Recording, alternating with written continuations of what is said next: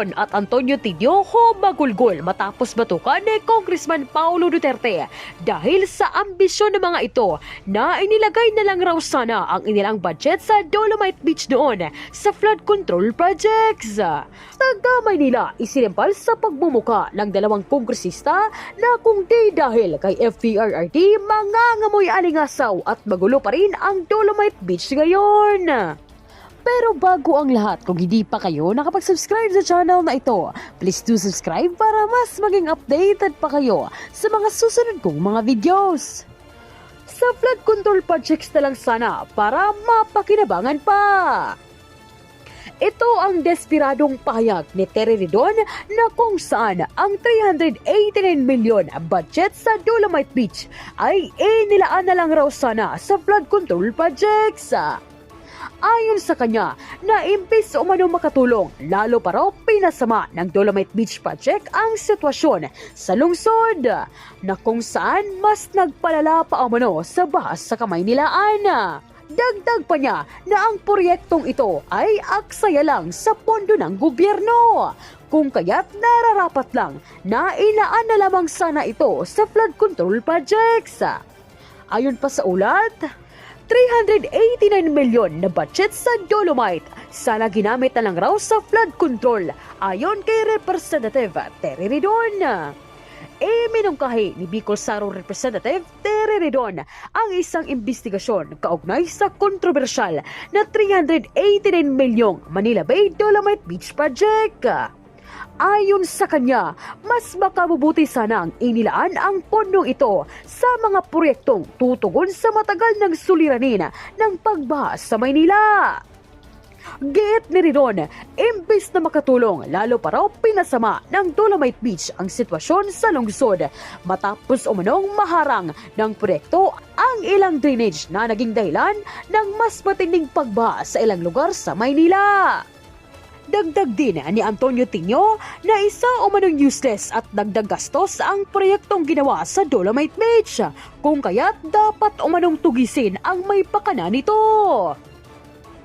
Ayon pa sa kanya, it's about time na malantad na useless itong proyektong ito, ayon kay Representative Tidio sa Dolomite Beach. Matapang na pahayag ni ACT Teachers Representative Antonio Tidio matapos i-anunsyo ang investigasyon ng Kamara hinggil sa kontrobersyal na Manila Bay Dolomite Beach Project.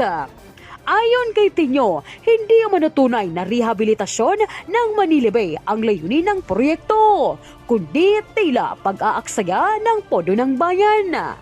Dapat lang na imbestigahan, makita kung gaano kalaking pondo ba talaga ang nasayang at yung extent ng korupsyon na involved dito.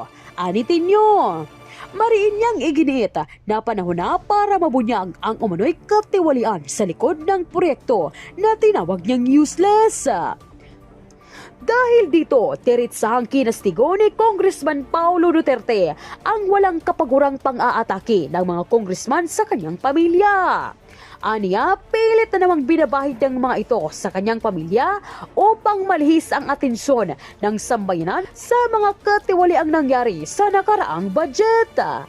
Naniniwala si Pulong na kahit anong pagdidiin na gawin ng mga kampo ni Romualdez at PBBM sa kanilang pamilya ay wala silang mahalungkat dahil sa linis ng serbisyo ng kanyang ama.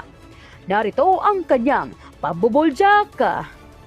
Statement of Representative Paulo Pulong Duterte on the remarks of ACT Teachers Party List Antonio Tidio regarding the Dolomite Beach issue.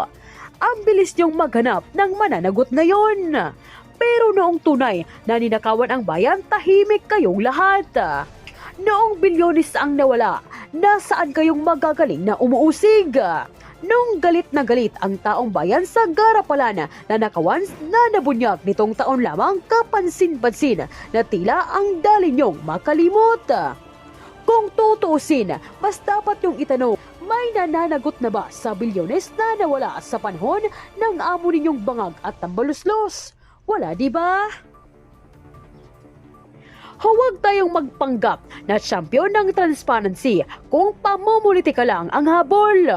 Kung totoo ang hangarin ninyong accountability, simulan nyo sa sarili nyo at sa mga pinagsisilbihan nyong may bahid ng korupsyon. Ilang dekada ang nagdaan at wala ni isang opisyal ng gobyerno ang nagbigay ng nararapat na pansin sa problema sa Manila Bay. At tila sinanay na lang tayo sa dumi at mga basurang lumulutang dito. Ngayon, may ginawa ang isang Pangulo taga Mindanao para mapakinabangan ang Manila Bay. Marami ang nasiyahan at sa wakas ay nalinis ang Manila Bay.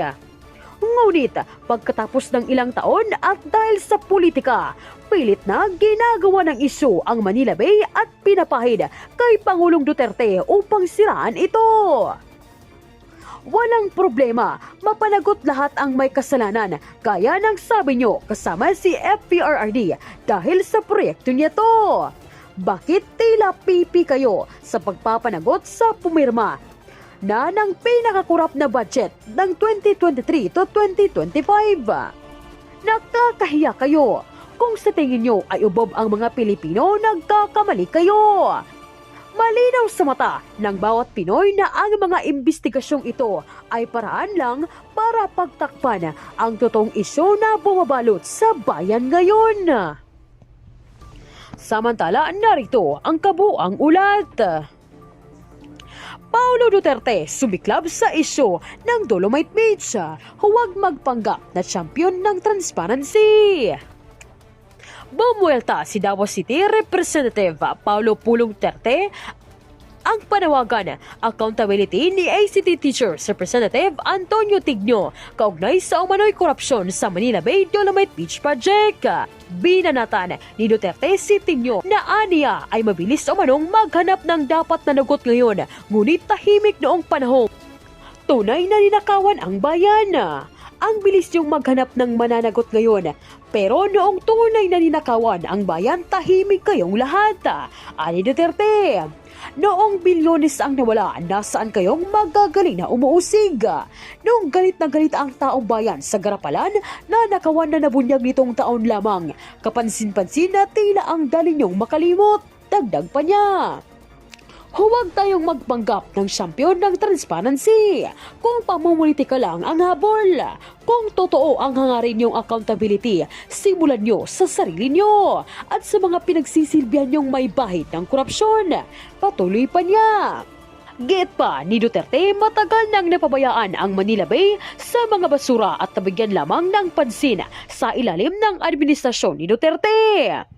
Aniya, ang proyekto ay nagdulot ng positibong pagbabago at ikinatuwa ng publiko, ngunit pilit umano itong ginagamit ngayon bilang isyong pampolitika laban sa dating Pangulo.